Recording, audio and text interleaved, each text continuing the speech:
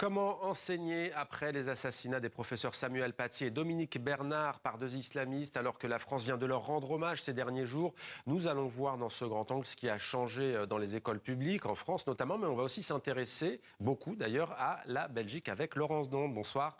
Bonsoir. Soyez la bienvenue sur TV5 Monde. Vous êtes journaliste belge, vous êtes correspondante à Paris pour différents journaux de Belgique, de Suisse et du Luxembourg, espace francophone donc, notamment. Alors vous êtes l'autrice d'un livre qui a pour titre entre guillemets, Allah n'a rien à faire dans ma classe, enquête sur la solitude des profs face à la montée de l'islamisme. C'est aux éditions Racine et c'est coécrit avec Jean-Pierre Martin. Alors, il y a un an, le 13 octobre, un peu plus d'un an, c'était il y a quelques jours, les commémorations, Dominique Bernard était mortellement blessé par Mohamed Mokouchkov dans la cour de son établissement alors qu'il protégeait plusieurs de ses élèves. Il y a 4 ans, c'était Samuel Paty, dans le nord, en région parisienne, par Abdullah Anzorov. Est-ce qu'il y a, selon vous, en France, vous qui êtes basé ici, même si je le dis, vous êtes belge, une prise de conscience pour mieux protéger les enseignants et alerter en amont avant que des drames ne surviennent? Sûrement. Je pense que ces deux drames ont fait prendre conscience aux Français de la difficulté auxquelles sont confrontés les professeurs face à cette idéologie qu'on appelle l'islamisme, donc qui est une idéologie. Ce n'est pas une religion dont on parle, mais c'est une idéologie qui cherche à s'imposer comme unique mode de pratiquer, de vivre et de penser l'islam. Je pense que la minute de silence, par exemple, qui semble avoir été respectée davantage, permet d'abord à chacun individuellement de prendre conscience, les élèves autant que les enseignants, mais aussi de souder le corps enseignant qui n'était pas soudé nécessairement au premier moment de l'affaire Paty et à d'autres reprises. Peut-être attention à Internet, aux rumeurs, à l'emballement aussi médiatique. Il y a un parent d'élève qui est incarcéré dans l'assassinat de Samuel Paty pour avoir relayé les propos de sa fille sur les réseaux sociaux. La fille elle-même a reconnu que ce n'était pas vrai, la manière dont ça s'était passé lorsque le professeur Paty a montré les caricatures du prophète de l'islam. Il y a aussi tout ce travail. Oui, les parents en fait exercent une pression sur les écoles et on le voit très bien en Belgique. Certains parents, on imagine. Oui, certains parents bien entendu. Ils sont des acteurs, sont devenus parfois des acteurs très intrusifs de la façon dont les professeurs donnent cours et ils font pression sur certaines directions. Nos témoignages en Belgique le démontrent abondamment. Alors justement, en France, il y a une loi de la laïcité votée en 1905, il y a plus de 100 ans, 119 ans pour être précis. Est-ce qu'il y a une loi sur la laïcité en Belgique, au-delà d'ailleurs de la question scolaire ? Alors, la Belgique est un petit peu différente de la France dans le sens où nous n'avons pas une séparation aussi radicale de l'État et des religions. Donc, ça veut dire que, par exemple, dans les écoles dites neutres, il y a encore des cours de religion. Les écoles neutres, ce sont les écoles publiques ? Oui, neutre public, c'est-à-dire qui professe une sorte de neutralité. C'est un phénomène qui, évidemment, n'aide pas les professeurs à se défendre face aux attaques, qu'on peut dire, des attaques contre la laïcité.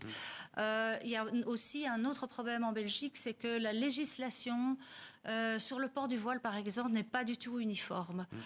Certaines écoles qui sont du réseau catholique, parce qu'elles sont très présentes en Belgique, elles font quand même 50% à peu près, peuvent décider si c'est autorisé de porter le voile ou pas, y compris dans le corps professoral. Donc ce manque de législation uniforme est très pénalisant. Pour les professeurs, à commencer par eux, oui. Pour les professeurs, mais aussi pour les élèves, parce que les élèves subissent des pressions de la part des filles voilées sur les filles non voilées. C'est une des raisons qui avait conduit à la loi de 2004 en France. Je dirais qu'en Belgique, il y a encore une autre particularité, c'est que le pouvoir politique a quand même beaucoup joué la carte électoraliste, en étant relativement tolérant vis-à-vis des revendications, des communautés et qui étaient souvent travaillées par l'islamisme.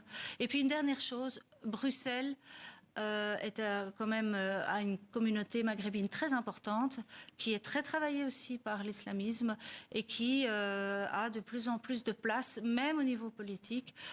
Et en outre, Bruxelles est quand même la capitale de l'Europe et autour de l'Europe gravitent quand même un certain nombre d'associations qui ont également cette idéologie. Alors vous avez donné la parole à des enseignants. Vous vouliez notamment raconter le cas d'un professeur algérien qui est arrivé d'Algérie et qui exerce en Belgique, qui lui, visiblement, en lisant votre livre, on s'aperçoit qu'il veut justement amener à la réflexion dans ces classes de salle et ça se passe pas forcément très bien. Non. Alors, c'est un professeur qui a quitté l'Algérie, enfin ses parents ont quitté l'Algérie après la décennie ou avant la décennie noire. Et donc, il se retrouve enseignant dans une école qui prépare les instituteurs et les futurs professeurs de collège. Et il s'aperçoit qu'il y a une forme de radicalisation de ces futurs instituteurs, femmes ou hommes. Il est professeur de sciences, professeur de biologie. Par exemple, quand il veut nommer les organes génitaux, on lui dit non, c'est pas possible, on veut bien l'apprendre, mais jamais on ne le transmettra à nos étudiants. Quand il parle de l'inceste, on lui dit non, c'est pas possible, c'est une affaire qu'on doit régler en famille. Donc il est complètement bouleversé parce qu'en fait, il est en train de retrouver la même idéologie en Belgique qui a régné en Algérie durant la décennie noire et peut-être Il enseigne à des enfants de quel âge?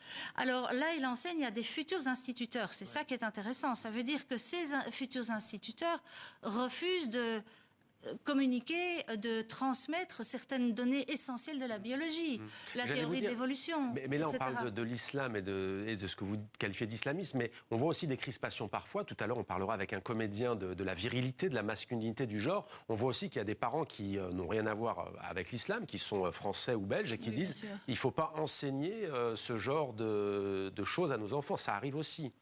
Vous voulez dire venant d'autres milieux? Oui. Bien sûr, oui, on n'est pas. Je ne suis pas en train de.